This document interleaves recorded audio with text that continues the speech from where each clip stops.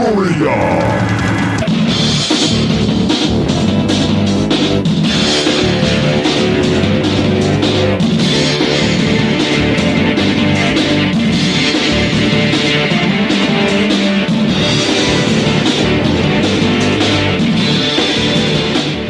Welcome back, my friends, to the In Obscuria podcast, a podcast where we exhume obscure rock and punk and metal, and we put them in one of three categories: the lost, the forgotten, or the should have beens. My name is Kevin Williams, and I'm joined today by the artist extraordinaire, Mr. Robert Harrison. Hello. What is going on, sir? Man, I am waiting on dinner. Dude, I pull up into your, I don't know if you call this a neighborhood, but your street. Yes. And there's basically a block party going on in front of the firehouse where you live. I have to park across the street, and I'm like, what the hell is going on? There's metal and wood sculptures and all sorts of crazy stuff all over the yard. We blocked your special parking space with the sculpture. Yes. Sorry about that. I didn't see my name tag up anymore.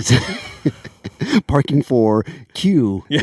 Yes. Oh, that's right. I used to go by Q for a minute. Yes. That's our 2021 sculpture garden. So out front of the firehouse is a collection of sculptures and art from local artists that we just decided to get together and have a show for 2 weeks outdoors that people can come by at their leisure. And it's, if people feel like socially distancing, they can. It's outdoors. It was time for people to start doing things and getting out of their house. And I could feel that energy that people wanted to do things, but there was nothing to do. Nobody's putting on events. There's no concerts right now. So this was just kind of the shot over the bow to get people out of the house and come hang out. So that started last Friday. We blew off at I think the last episode I talked about, I just purchased a whole truckload of propane. So we blew off a couple 100 gallons of propane for the opening ceremony. And then people have just been coming by. So tonight I had like 3 different groups of friends show up at the same time. So it turned into, and they're still out there partying and having a good time. The beers were out there. Yeah. People were just hanging out in the street. And, they're bringing tacos. So in about 20 minutes, we're going to have to just pause the show and open the door so I can get tacos. The magic of editing is you'll never know. No.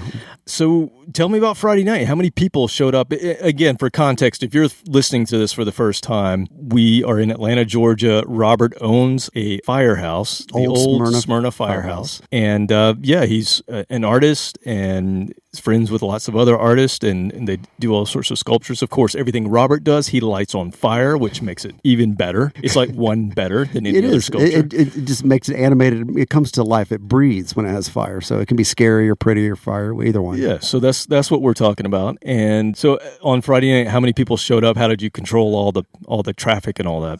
Very loosely. At any given point in time, there were probably about 100 people out front, but people came and went throughout the night. It was a little cold. I was going to say it was kind of chilly, so you were lighting it up. Oh, yeah, we had a lot of fire, but I was wide open just being the master of ceremony, so it was a blur for 3 hours, but it was perfect. I didn't want it to be too big. The newspaper picked it up and did an article on it, but we didn't have too many people where it was a pain for the neighbors, but great time. If you want to look at some of the pictures on Facebook, go to Indie Arts Alliance, and there's a bunch of photos and videos of the show, and we had a fire performer spinning fire, and with my sculptures blasting fireballs with that, so that's always funny time I get a chance to do that. Well, after you trip and fall into one of Robert's fire sculptures and burn yourself, go listen to Pot of Thunder, Growing Up Rock, the Slamfest podcast, Decibel Geek, Podcast Rock City, Cobras and Fire, and let me stop there. Yes. I actually was on Cobras and Fire's sidecast called Whatever Nevermind with Baco. He does it every other week. He's been counting down the top 25 grunge albums. I was on that. We had our episode last week where we talked about it. And if you haven't checked that out, please go check that out because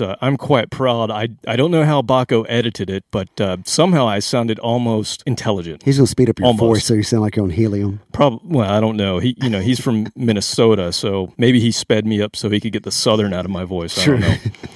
But go listen to Rock Strikes 10, Metal Up Your Podcast, The Dummy Room, History Science Theater, State of Amorica, Potter Than Hell, The Podkiss, The Kiss Room, I Love It Loudcast, Ages of Rock, The Synaptic Empire, and don't forget about Monty's Rockcast.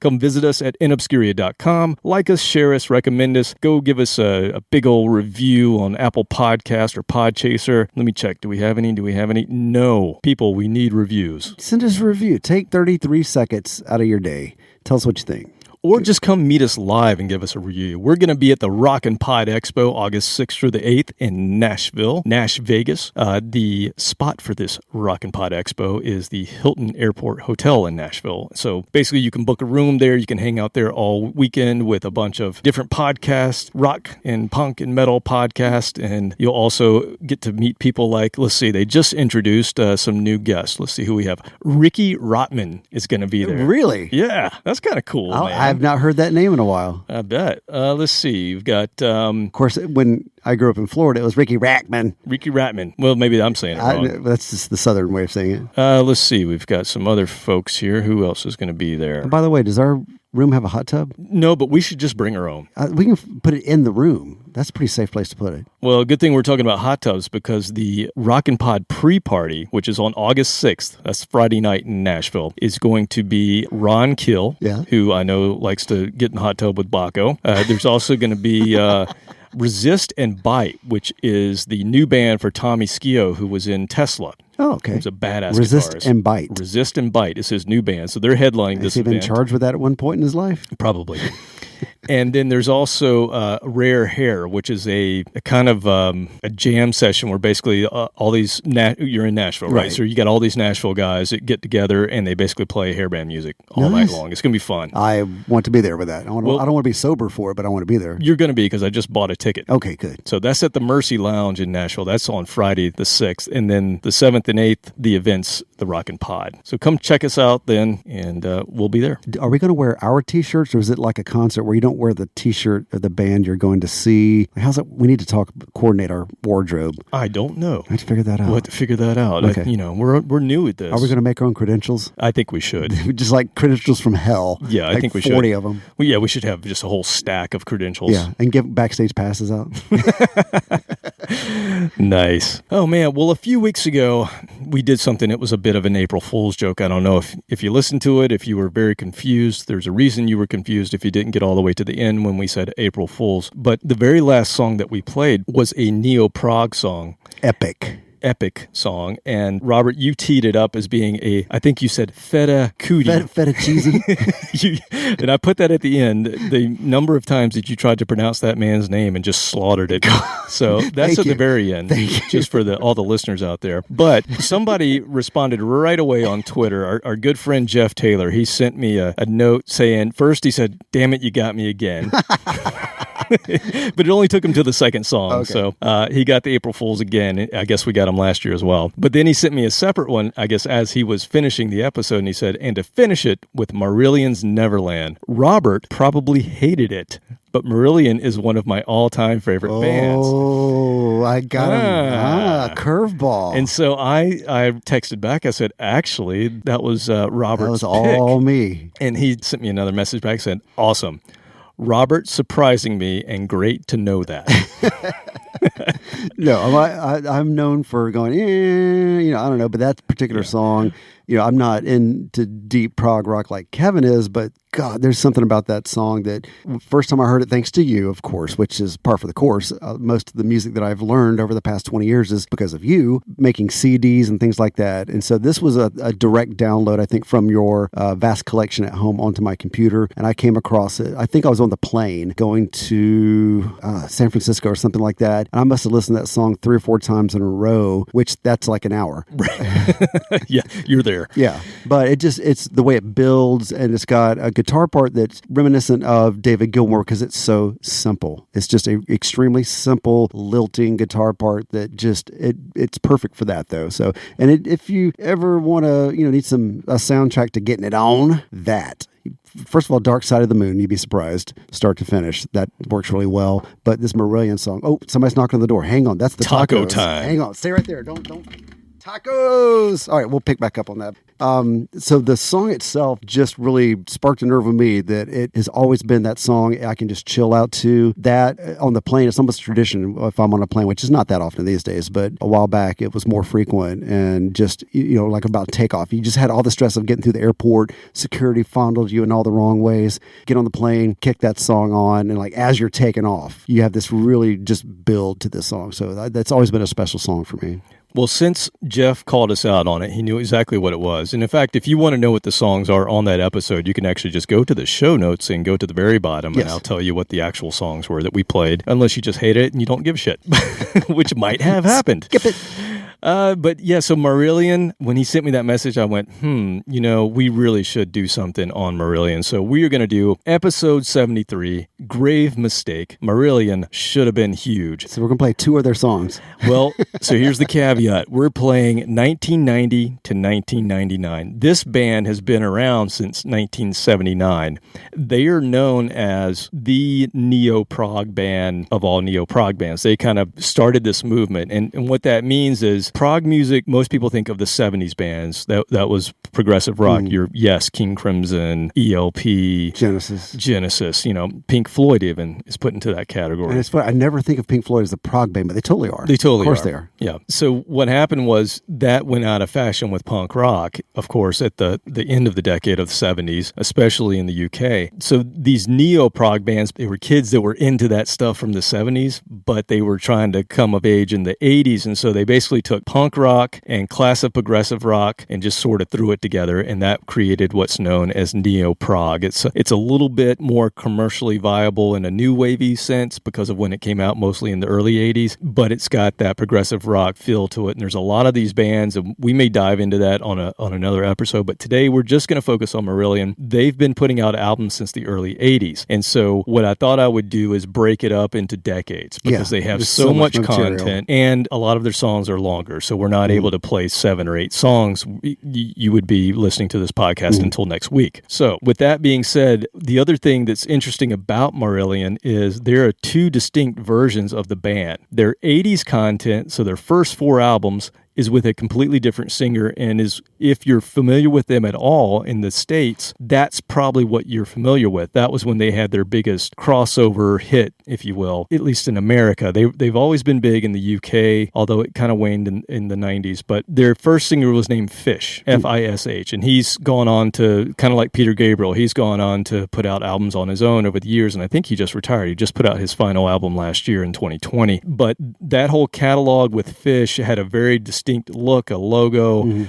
That's a lot of color. That's what people think of when they think of neo-prog, is the albums that they did with Fish. And I just mentioned Peter Gabriel. They're kind of similar to Genesis because when they had Fish as the singer, he was sort of a Peter Gabriel type character almost. He seemed like a newer version of Gabriel. So it was kind of Genesis meets punk meets new wave. That's what Marillion were. Then he left for whatever reason. He decided not to be in the band any longer after 1989, I believe. And they got a new singer named Steve Hogarth, and they just call him H because there's 2 Steves in the band. So he's known as H, and then there's Steve Rothery who plays guitar. But the Steve Hogarth years started off as a very kind of commercial mainstream sound, almost pop sound. And we're going to get into that a little bit because he started in 89. I'm going to start with his second album because we want to go into 91. But they've had H, and the rest of the band has been set ever since 1989. So they have a long history with H, Steve Hogarth, but it's kind of moved more into I would call it the old Marillion meets Rush meets Pink Floyd. That's kind of where they've settled on their sound. And that's why I gave you the Marillion album that I gave you because I put that on your laptop, I believe, because I thought, man loves Pink Floyd. He's probably going to dig this too, because that's kind of the territory they went into for the rest of their career. So they kind of got out of that neo-prog thing and got a little poppy at first, but then they really settled into this. Just mellow. They're like the English Rush in my mind, and they mix a lot of Floyd in with it. So I mentioned the members. You got Steve Rothery on guitar, Mark Kelly on keys, Pete Trevovis, I hope I'm saying his name, or maybe Trevovis, on bass, Ian Mosley on drums. All of these guys are, like all prog bands, these guys are just masters of their instruments. Really amazing. But the cool thing about Marillion is, and I think you'll find this as we get through it today, is, they can play crazy like Dream Theater if they wanted to, but they rarely do. They're really more about the song, and in that sense, they remind me even more of Pink Floyd because they don't really show their chops too often. Just every once in a while, they'll give you little spurts. But it takes talent to be able to hold back like that. Right. To know when not to play It's a craft. notes. Yeah, it's a true craft. So I consider them to be the English Rush. Rush is from Canada, but Marillion is big in the UK and Europe, like I would say Rush is big in Canada and North America, or just, I guess, North America. Yeah. And that was mainly from the 80s, 90s. Then in the 2000s, it got even more to where everybody knew Rush. But Rush was kind of a niche band. Marillion's same. They're kind of a niche band in a way. They're in between rock and prog, so that's another way that they're like Rush. They have a rabid fan base that travels all over to see them. Very similar to Rush. Successful, but maintain a cult band status. Yeah. They were never played on the radio. They were. Well, not here. Not here in the States. Radio, but they didn't have the Rush level of fame. Right. But if you go UK, Europe, they did. So it's very similar to Rush. Rush has hits here that they probably didn't get played elsewhere. They're nerdy cool. Okay. Yeah. That's Rush as well. Deep lyrics, but they have a keen sense of humor. Very similar to Rush. Not quite as wacky as Rush is, but they're English, so they wouldn't be. They embraced the internet as a promotional and social tool very early on. In fact, they get called out as being the band that kind of started the whole crowdfunding thing. Oh, yeah. So for their albums. And just in general, their websites have always been the best websites of any bands you've ever seen. And it's been that way since the beginning. So not really sure what spurred that on, but that is something they're called out for. All right. So just a little more on who they were and who they became. With Fish, 83 to 88. We're not covering those years this time. With him, though, really trippy and vivid lyrics. They had this whole jester imagery, and Fish would even dress up sometimes like a jester. They lost all that when Hogarth came in. They had 8 top 10 UK albums, including a number 1 in 85 with their album Misplaced Childhood. This is all with Fish. They had 11 top 40 hits on the UK single chart and 1 on the Hot 100 in the US with Fish. So that's why I say if you've heard of a Marillion, that's probably what you've heard of, was the original 80s version of that. All right, so we're going to cover the H years, the 90s for him at least, this time around. And he came from a band called the Europeans and another band called How We Live, who were both signed acts, but they failed to catch on. And then he sent in his tape to Marillion and got the job. And the difference with him, another difference with him, is that he's not just a singer, which is what Fish was. He's also he's a multi-instrumentalist. So he plays piano, he plays keys, he plays guitar and percussion. So he added that to what they were doing, which added a lot to their music on stage. He did his first album with them in 89, and it was a top 10 UK hit. So they kind of continued the success that they had prior, and they continued to chart until they left EMI, which was their label, in 96. And then it kind of, because of the 90s, right, things started to go down. Different things were popular then. Yeah. They had 12 top 40 singles with H in the UK, and they've been ranked as number 38 in Classic Rock's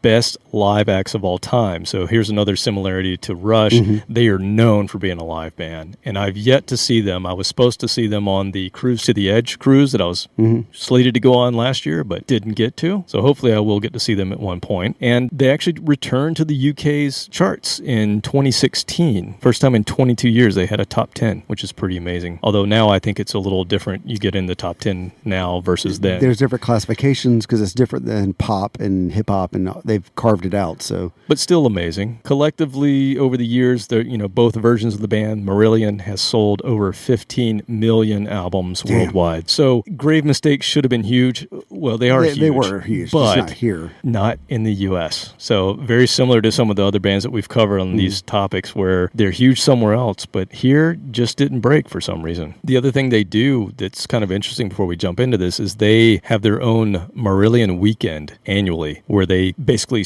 everybody gets together from all over the world and celebrates Marillion over the weekend, and they play like full albums one night. They'll play... Did they get together in the same place or just everybody in their own town? No, it's an event. It's like a festival. They rent a space just for Marillion, and they go, and people travel from all over the world. I see it every year. The podcast expo. It is the same thing as the Rockin' Pod. If you come to Rockin' Pod, you're going to get, you're going to be able to request whatever you want us to do. We're going to play a full album of... Whatever you want, yeah. As long as people are buying us beer. We'll recreate your favorite podcast episode. True, yeah. We'll reenact the episodes that they want. 37, all right.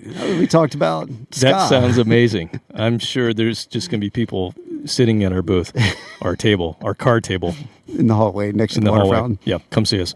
All right, well, let's get into this. Again, we're covering 1990 to 1999. we will probably do other decades. Yeah, there's a lot to offer. There's going to be at least 4 episodes of this band. I still haven't made it through all of their songs on my own laptop, but I've listened to some of their live ones, and you can just tell it's a good show. Oh, yeah. All right, so we're going to start in 1991 because that's the first album in the 90s. This is album number 6 for the band, number 2 for H. So the first album came out, it had content that was written by Fish that Hogarth had to sing. Interesting. This is the first time that they've released an album. It's called Holidays in Eden, came out in 91. This is the first time that it's just the new band. No Fish represented anywhere in this album. I'm just going to go ahead and say it. This is not my favorite album from them. This is them really hitting in 1991. You think about everything that was going on in music in 91, and this is their most, I would call it almost adult contemporary pop. Ooh. But it's got some good stuff on it. Okay. And we're going to play a song that I think is good, but it's just a little out of place. This is their pop album. You know, again, you've got Lollapalooza going on, and then you've got Marillion doing this. And they're in between that and the hair bands. The hair bands are still massive in 1991. Yeah. And I first heard, when I got into Marillion, I guess I should talk about how I even found out about them. Because they weren't popular in the States, I went to a record show. They used to have these record shows in Charlotte, and I would go to them. And the only reason I would go is because I was trying to buy bootleg Kiss live videos. And so I did that, but I also picked up some awesome progressive rock. I got some Emerson, Lake and Palmer and some Yes stuff that, you know, on video that was bootlegged. But I kept seeing these big posters and all this content for this band Marillion, and I had no clue who they were. And so I was asking the guy, I'm like, why do you have so much? I've never heard of this band. He's like, oh, you got to check it out. They're amazing. And if you like ELP and Yes, you're going to love it. But I didn't really pick up anything of theirs because you couldn't really find it until 92. And I bought this compilation called 6 of One, Half a Dozen of the Other. And basically it had 6 songs with H on it and 6 songs with Fish on it. And when it came out, I guess they were just trying to get people to pick it up because it came out after his second album with them. So the song cleaning the closet out some songs that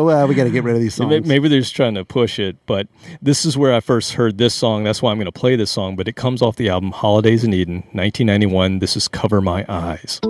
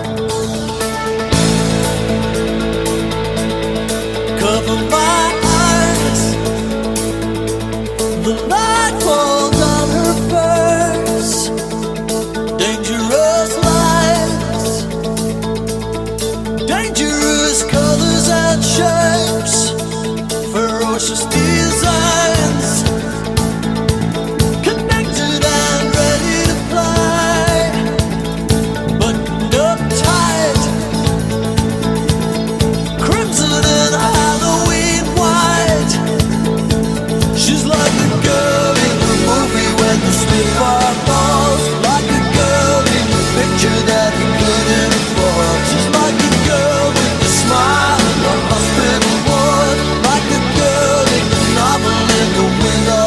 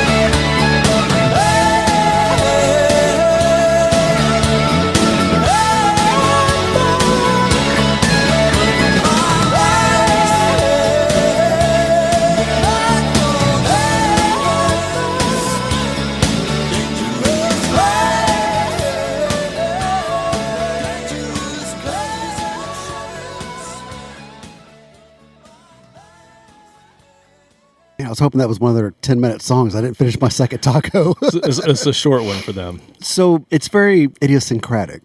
Look at me pulling out the big words. Ooh.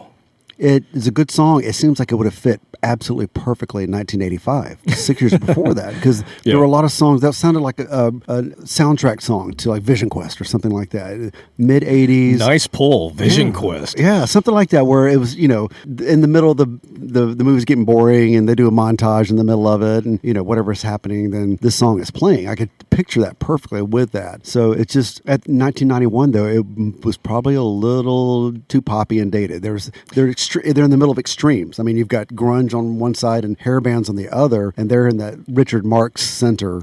I was going to say Genesis. It's like they were, in their whole career, people said that they were similar to Genesis. They've always been compared to Genesis. And this was really them almost following Genesis to a T, where this is their second album with Steve Hogarth, and it's kind of going into that space where Genesis were in at that same time. With Phil Collins. Yeah, because they changed drastically once he took over. That whole pop. Very successful at it. Yep. I mean, they had a hit. If you remember, "We Can't Dance" came out in either 91 or 92. I didn't like it either. I hated that song. I like a lot of their poppy stuff. Yeah, but that's the bad. one song. But that was a big hit around this same time. Was that 90? God, that was 91. It was. I don't know if they were trying to chase that or not, but I'm glad they got kind of back on track with who Marillion is on their next album. Yeah. So that album just is probably my least favorite out of their entire catalog. In fact, the first two H albums are just They're just Had I been a fan when he joined the band, I might have written them off. Yeah, who knows how many fans did do that. Yeah, but trust me, they get much better, as you know. Oh, yes. So what happens by 94, which is when the next album comes out, so you've got 3 years in between. And the world had changed drastically. Musical world by 94, it had gone full on. Yeah, I mean, it was heavy and left turn, alternative, and everything had changed. Yeah. And I guess Marillion kind of took stock and said, what do we do well? Who are we? And I think they came back to who they are. And they embraced their progginess. They embraced what it was that they love about music. And they put out an album in 1994. I mentioned I had picked up that Best Of CD, and it was enough that it intrigued me that when the new album came out, I went, I'm going to go ahead and buy it sight unseen, and just, I bought it and listened to it, and I was just absolutely blown away. Because the only thing I had was that Best Of, and I had bought the live album with Fish, which was recorded in 88, which was completely different band altogether. And this album, like I said, I bought it on release day. I was in college, and I just remember going back to my dorm room and studying or something and putting it on, and it was like Pink Floyd. It gave you that something else is going on. It's not just the music. It took you somewhere. And the album's called Brave. It is still one of my favorites of all time that they've put out. It was number 10 on the UK chart, so it was still doing well. It was the last one of those that they've had to reach the top 10 until 2016. But it started their path forward with who they were really meant to become with H. And it mixed kind of classic progressive rock, and think Pink Floyd, with just kind of mainstream rock that was going on at the time. So they didn't go down the grunge path or anything like that. But, this album since has been regarded as one of the 20 greatest albums of 1994 by a magazine called Raw. It's been selected by Classic Rock as one of the 30 best albums of the 90s, so there's a lot of love for this album. It is a concept album, which lends itself to the whole Pink Floyd experience. Again, I'll mention that again. And it's based on a news story about a girl who went missing, and then when they found her, I guess a young girl who went missing, and then when they found her, she refused to speak and let them know. So they didn't know anything. She wouldn't say anything. They, at the time, I guess, that this came out, they didn't know who she was. They found this girl who had been missing, but they don't know where from, and don't know her name, and don't know anything about her, and she just refused to speak. And so Steve Hogarth kind of wrote a concept around that, a whole backstory around it. And what's really cool, and I wish I had it, but I don't, but they had the original release came out on a double vinyl in 94, which, if you remember, there were a couple bands still putting out vinyls in the 90s. It was kind of a cool, trendy thing for a minute, but then it kind of went away again. But they put out this double vinyl, and it had a double groove on the final side, so you could get a happy ending or a sad ending, depending on which groove you were in. I guess I don't really know how that works, but basically they had a happy ending ending that plays The Great Escape, and then they had another one that had like a downer ending with all this water noise at the end. Which wow, is just I've never super heard cool. of that. You can't do that on CD. Yeah, you can't. So I think they, when they released the CD, maybe they just put it as an extra track or bonus track. They used to say that all the time, bonus track on a CD, which I never got that concept. Like, what do you mean bonus? It's just the next track. It's the last track. Whatever the last track is now, the bonus track. It's not a bonus if I didn't, you're telling me it's there. Do I get paid for it? Do I get a cut of the royalties? But I just thought that was a cool story. And the fact that it's a concept album and it's based around a real story. And I didn't know that at the time. I knew it was a concept, but I didn't know it was based on a real story. And my favorite song is a song called Runaway. And that's what I'm going to play for you. So this is Runaway from Brave, 1994.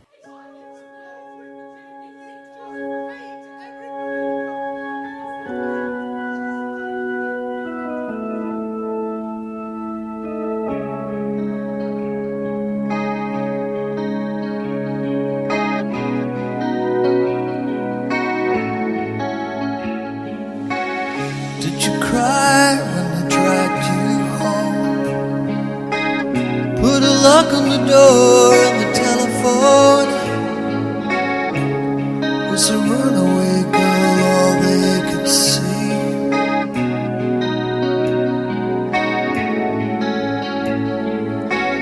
Of the nights and the days you've come through, made the right seem wrong and the false seem true. Was a runaway girl all they could see? Teenage extra from satellite TV.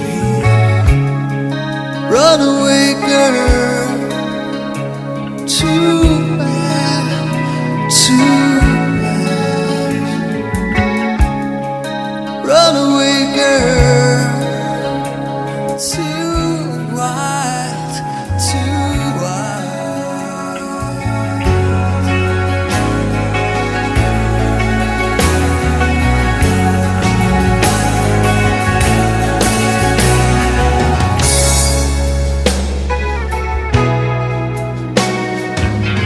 Were they deaf to the prayer behind your lies? Maybe they didn't dare to ask you why.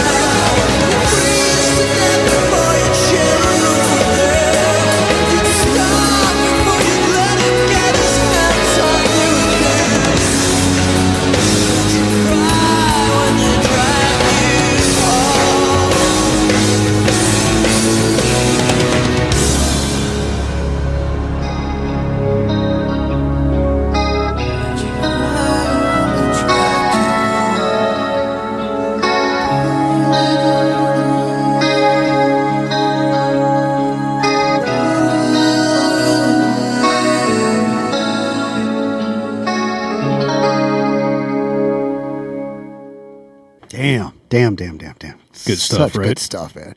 Especially after 2 tacos. Sitting there digesting, listening to that. Oh, man. Steve Rothery, man, the guitarist, Yes. he just has a way of just building things up, and he doesn't have to do these crazy licks. It's He not just, edgy. It's so Oh, man, powerful. it's so good. But being able to transmit power through music without being edgy and messing up the song. He's not standing out. It's blending perfectly in the build of that song. It starts off very quiet, very slow, and builds, and it's so powerful. And most bands have one song like that. Right. We had one song that kind of started slow and worked its way up, and it's called Goodbye, and it was one everybody liked to hear. We actually played it. Oh, that's right. We played it here. So, and other, hair bands were known for their one power ballad, but this band can knock it out and do it well every single time. I don't get tired of these. Well, and this is the album that started that whole trajectory of them doing this kind of stuff where they have this amazing, progressive yet accessible music, and it just pulls you in, and it tells a story, and the lyrics are always so witty and just so well written, almost like a novel in a way, and just conveyed. I mean, Steve Hogarth's voice, he can really hit these different sounds and different tones with his voice. Pretty amazing singer. I've never heard anybody sound like him. It's very unique. Very unique vocal range compared to another band that was around at the same time, Dream Theater. They had concept albums and did it very well. But for me, I never got into it because the music just took over. They wanted to show off. They're amazing musicians, and they wanted you to know it. Whereas Marillion, once again, it takes skill to hold back and let you get in. It's like you approach a dog you don't know. You don't run up to it and stick your hand out. No, you let it kind of come to you a little bit. And I think that's what they do with the music. They lay back and let me get into the song instead of forcing me back, but just shredding. It's interesting you're saying that because it just came to me. They are the only progressive rock band, maybe Pink Floyd, that embraces space in music. Yes, and some people makes have a songs. Big difference. Yeah, I mean, like The Wall, not so much, but a lot of the earlier stuff, they draw you in, and you watch them build the song until it's just a frenzy. Yeah, King Crimson did it a bit. They had such high and low dynamics that it was kind of hard to listen to them sometimes because you get so low and you turn it up and all of a sudden they'd hit you. Turn it down. But here it's gradual. Right. And I mean, like I said, it allows you to just slowly slide into that song. Oh, yeah. And you had told me what the subject matter was about, so I kind of knew that. But still, I was listening to it, thinking about somebody finding a child that doesn't talk and all the possibilities. And so that's what my brain needs, is that space to grow. Well, they were firing on all cylinders that came out in '94. They followed it up a year later with an album called Afraid of Sunlight. And the way that I would find out about these albums back then was I would just go to the record store and you just see something on the shelf. I'm like, oh shit, there's a new one. There's a new one.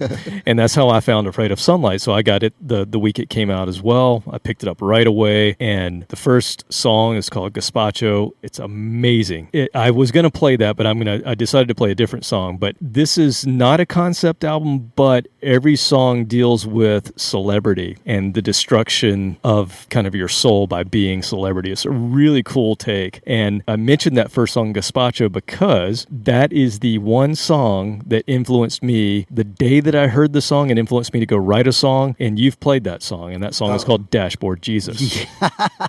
Never heard that story all these years later. Yep, that is where that came from. And we actually played that song on episode 18, This Is Your Death, last year. So go check that out when we thought we were all going to croak. Thank God we didn't. Oh, shit. Speak there for he yourself. goes. So this is the first album of theirs, Afraid of Sunlight, not to reach the UK top 10.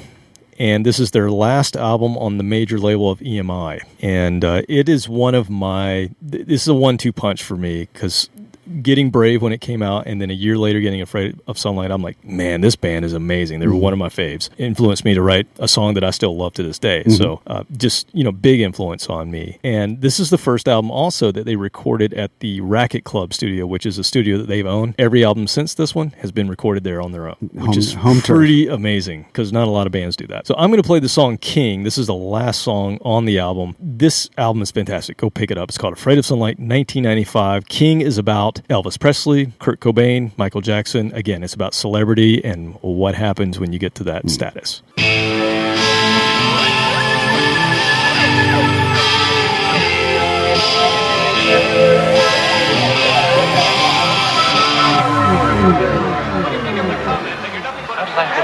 Last thing I remember was playing music on the phone. This. Everything is beautiful. In America, the King, Elvis Presley, was there. His adoring fans worshipped at the shrine. Everything is beautiful.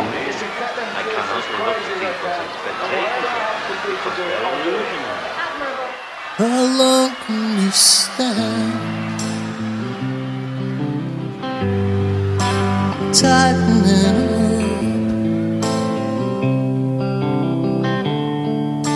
avoiding the fight, avoiding the truth, tighten the smile, tighten the lie. Will you get what you want? To be cursed with your dreams. I hope for your sake something gets in the way.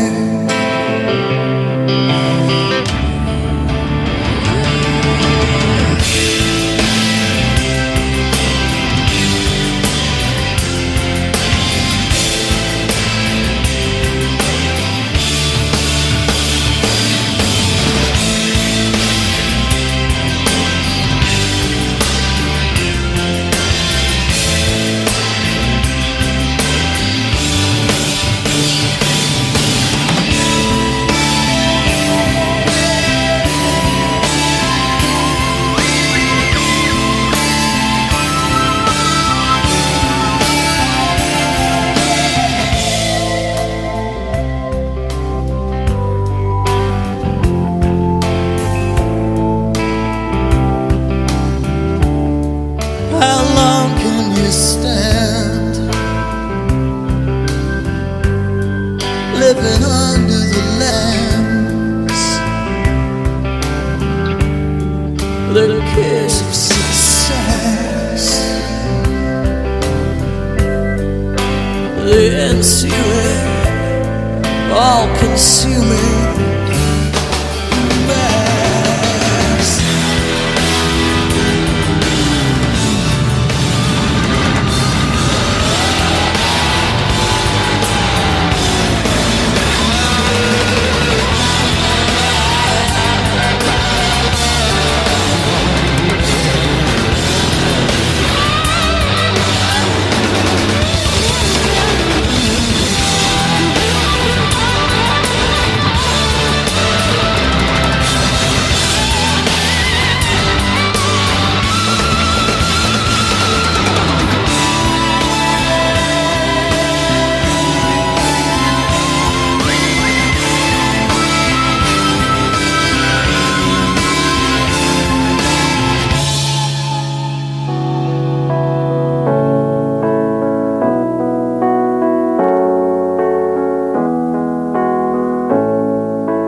Message of love,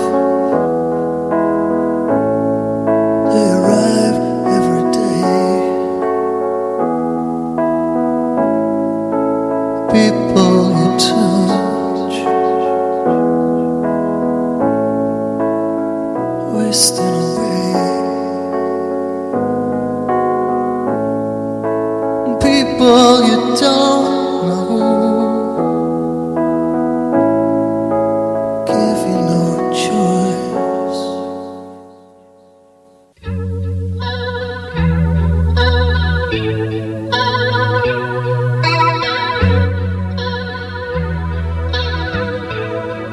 And you're sick to your stomach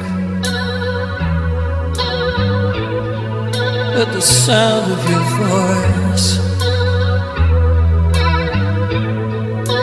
and the shake of your face and the sound of your name, the savage pictures of yourself and someone you don't know, and they call you a genius.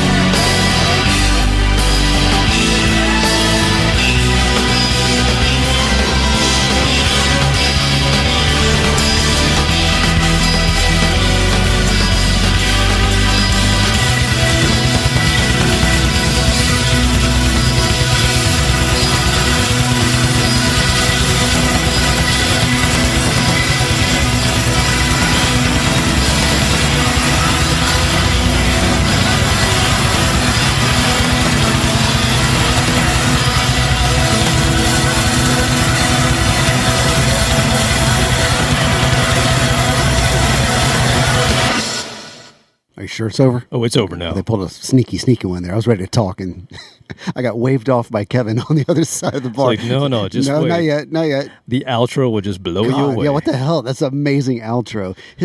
So many things. Okay, his voice. We've got like 5 comparisons to Pink Floyd here. With Roger Waters, you had really amazing, really contemplative lyrics, but his voice was specifically used as a kind of an edgy balance to David Gilmour's voice, which is more melodic. Yeah, the more talky voice or screaming. Yeah. And so with Marillion H has got this. It's amazing and melodic. And once again, my shoulders drop. You just feel yourself just relaxing, listening to this, and it once again allows you to enter this song and fully embrace this music. But that build up in the first part of it, that guitar was just ripping more than David Gilmour would get into it. He always, on his heaviest solos, he still is holding back. He's got more. Yeah. But he was just letting that fly. Yeah, Rothery he can be that, virtuoso kind of 80s style player when he wants Real to. Heavy. He very rarely goes there, but he just throws little flashes. But even then, of it. I wanted 2 more minutes of that. And they brought it back down again. Oh, my God. It was just amazing. It was just a perfect build at the right moment. We haven't talked about the rest of the band, but this song in particular showcases, Ian Mosley on drums, just fantastic. You got 2 songs where he really laid back, and he's the master. The guy plays to whatever that's the hard song for drummers is. to do that. Really hard for a drummer, especially when he's that good. Yeah. You just saw a prog drummer being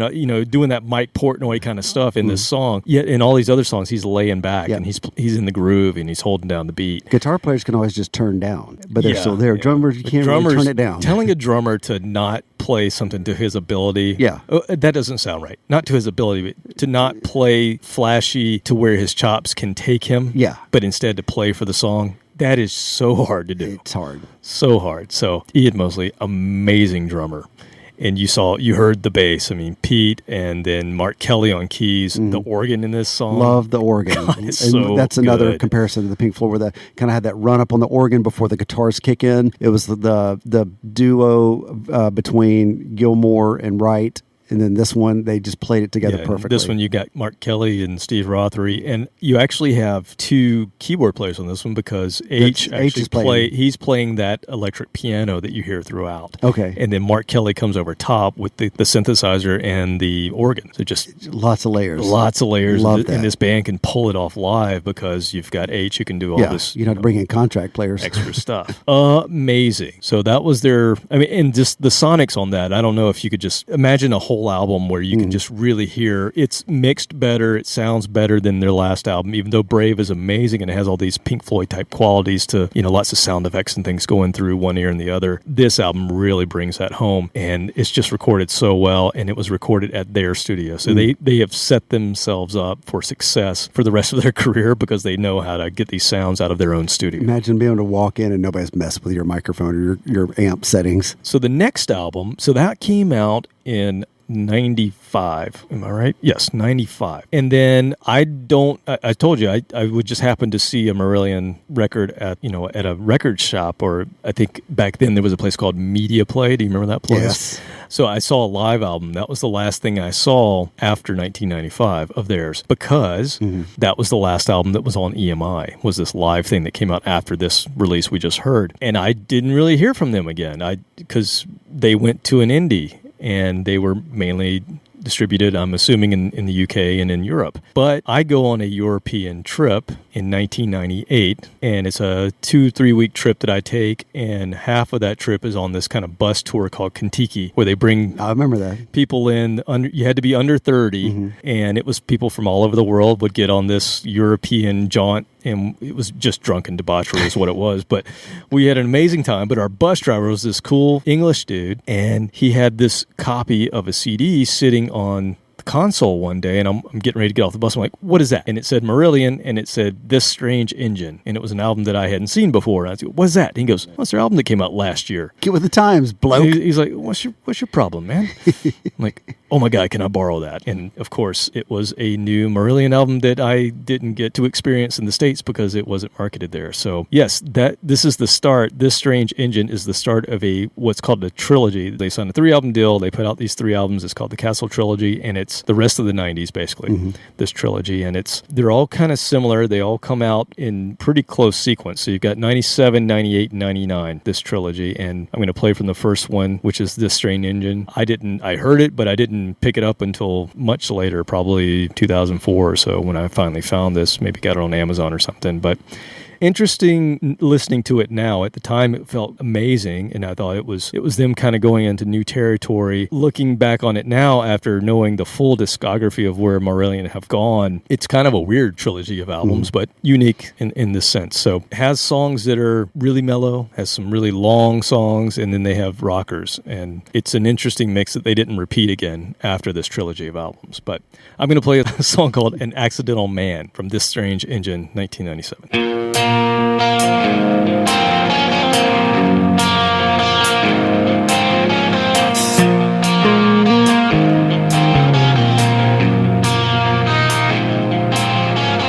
I was taught from much too young to never give myself away. Yes, I was taught for every secret there's a price you have to pay.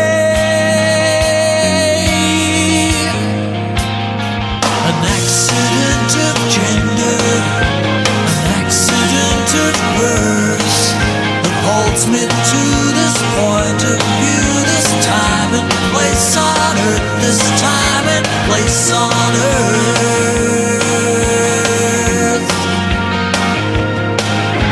You ask me how I'm feeling, but I only wish you knew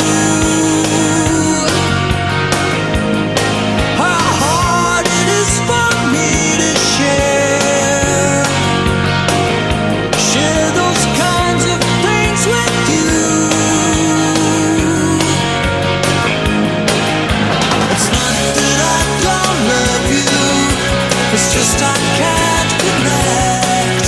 'Cause I was taught from much too young to shine and not reflect. I'm an accidental man. I'm an accidental man. I'm an accidental man.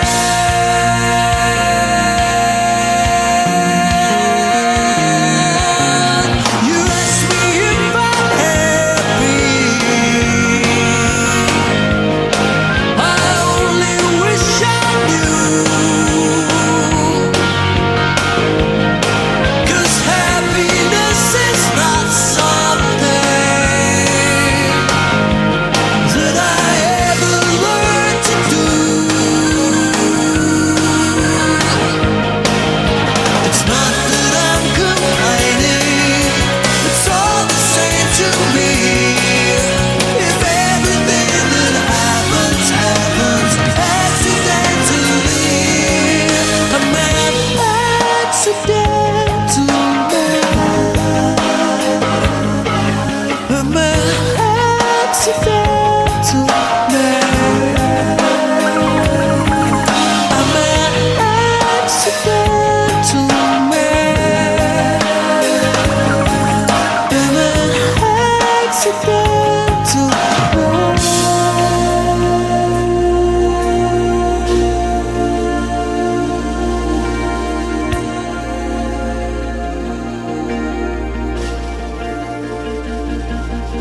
I was taught for every secret there's a price you have to pay. I was taught from much too young to never give myself away. I was born to worthy causes, I was born to take the reins. I was taught from much too young to never give myself away.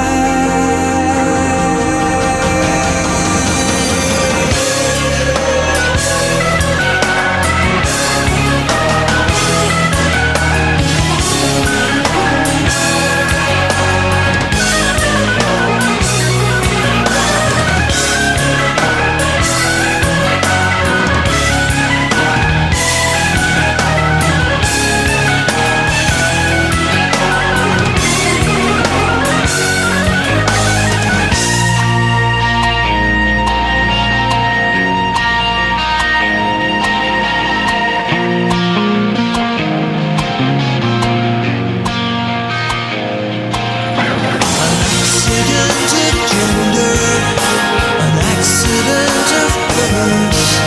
It holds me to this point of view, this time and place on earth, this time and place on earth.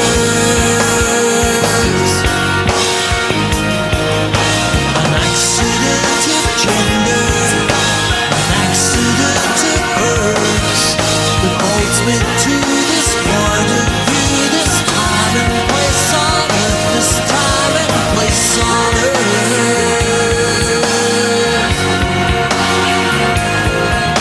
So try to understand, don't say all I can. A stranger to myself I am, a stranger to myself I am, a stranger to myself I am. I'm an accidental man. I was taught from much too young. Accidental man. To never give myself away.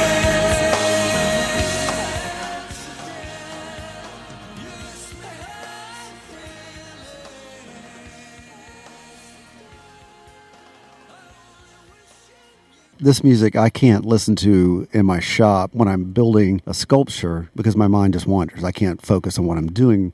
I usually listen to Motorhead or something like that where it doesn't matter what he's saying. It's just, yeah, it's Lemmy. Right. Like, yeah. But this is what I listen to when I'm sketching or designing a concept for a sculpture. Because I'm just naturally wound up pretty tight. It's not easy for me to just relax. It takes a minute or two of, really thinking about wanting to relax and just chill.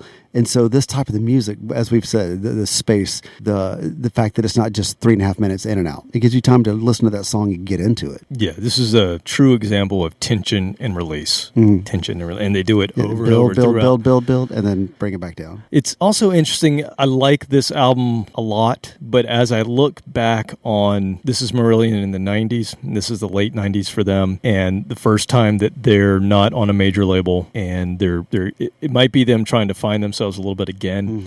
And when I look at these 3 albums, we're going to play 2 more songs from the other 2 albums that are in the trilogy called the Castle Trilogy. I look at this trilogy now knowing the next 20 years that are to come, and we'll get there in other episodes. It's amazing to think they've already been around. Yeah. 20 years. But we're going to get another 20 years where they just continue to blow my mind. But looking back at this trilogy of albums, it sort of sits with me kind of like another trilogy that started in 1999. And that was the Star Wars prequels.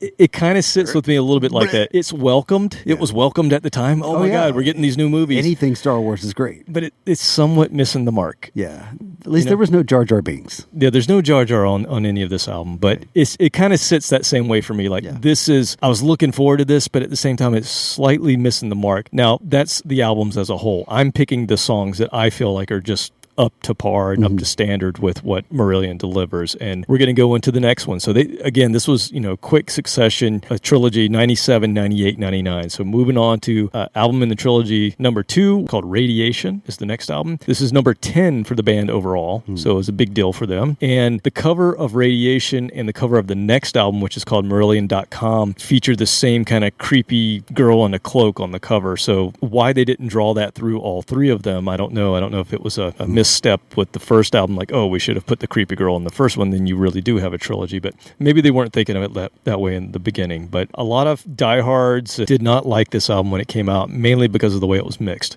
So even though they recorded it at their studio where they've recorded the previous 2 albums, it didn't come across sounding exactly the same. And they did something that the only other band I know that has done this is the band that I am comparing them to, Rush. So Rush completely remixed an album and re-released it. This band also did the same thing. So Rush did Vapor Trails. I don't know if you know, but Vapor Trails came out. Everybody complained that it was really muddy. 10, 15, 20 years later, they remixed it and put out a new version of Vapor Trails, and it sounds amazing. And you get to hear all these things you didn't hear before because it was muddy. The same guy that makes Metallica's... Probably the same guy, yeah. Lars Ulrich. We're getting sued.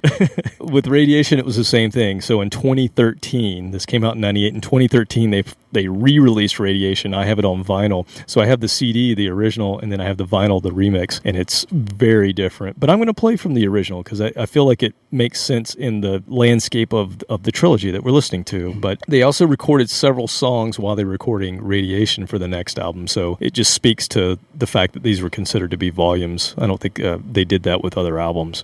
This album actually peaked at number 35 in the UK charts, which is pretty impressive given the fact that the diehards didn't quite like it and the fact that they were not on a major label, and it was 1998. So a lot going on. I think in England, UK, and Europe, there's probably a lot of the Britpop at that time, I believe, as well as all the amazing stuff that came from the US, which were, boy bands and all that kind of crap and new metal. And we're sorry about that. Yeah, boy. We apologize. Well, they had their own. The UK had their own boy bands, and they had what was the girl group?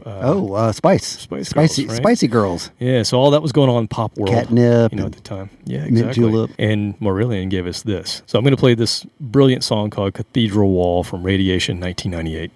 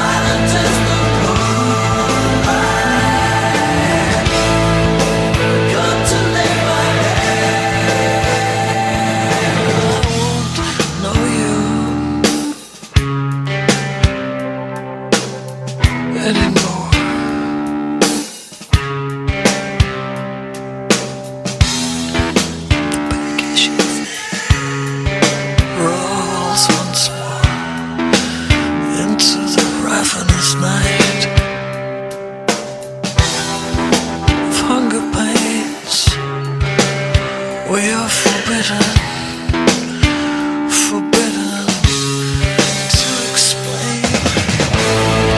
A mother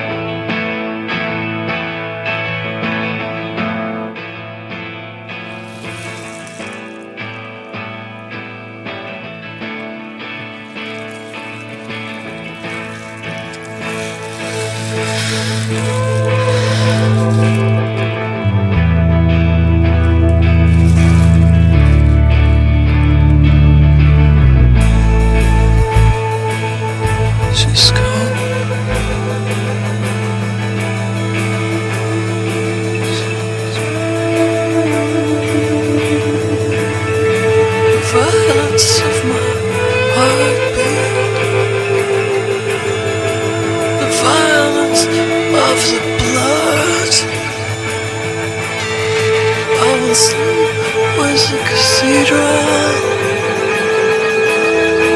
And one day you'll give up. And I love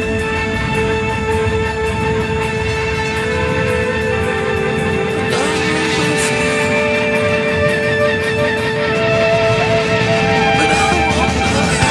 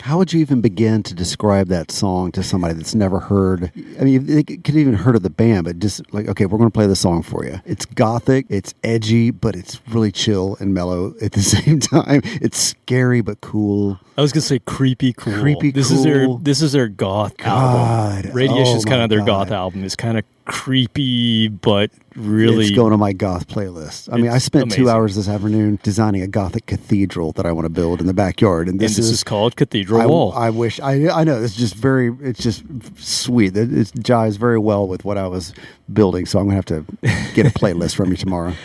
We can make that happen. God, it was amazing. Yeah, just the sound effects in that one. It was well mixed. I mean, I didn't hear any issues with that. That's the version that people didn't like. But well, I mean, my hearing is not the best after being in a band for how many years. But I don't have any backlash. I mean, could the drums have been a little different mix? Sure, but that particular song is so different. That it's hard to compare it. It's very cinematic. Very cinematic. Yeah. Yes, that's a great way to put it. It tells a story. Yeah, the screams in the back, the very flat mix at the beginning worked well with the echoey screams. It just accentuated that you were here, and then way down this hall, there was somebody, maybe not the happiest they've ever been, screaming. And then you got the Ghost Band ending. Yeah. I love that, because you think the song's over, and then you get this like ghost kind of thing. You have to listen closely, yeah. But God, this episode's making me happy.